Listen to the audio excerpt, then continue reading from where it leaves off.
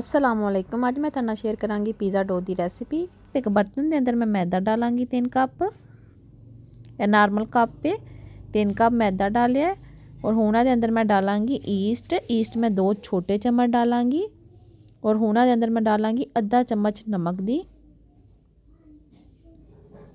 और चीनी डालांगी 2 छोटे चम्मच। और हुना के अंदर मैं डालांगी घ्यो भी मैं 2 चम्मच डालांगी, छोटा चम्मच है।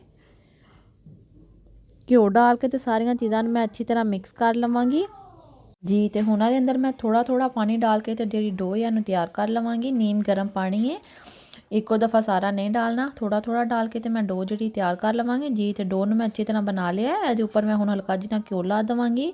और फिर इन्हू मैं 2 घंटे वास्ते रख दांगी कि यह जी अच्छी तरह राइज हो जाए। कवर कर देंगी उत्तों कि अपने साइज़ से डबल हो जाए जी। तो डो नू रखिया तकरीबन 2 घंटे हो गए ने। तुसीं देख सकते हो डो अच्छी तरह फुल गई है। हत्थों ते ऑयल लगा के तैनूं मैं एक दफ़ा फिर गूंद लवांगी।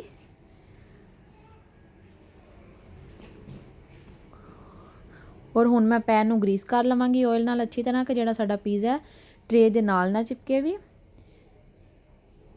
आटे नूं मैं अच्छी तरह लंबाई च करके ते इहदे 2 पीस कर लवांगी, क्योंकि ये 2 पिज़्ज़े दी डो मैं तैयार कीती है।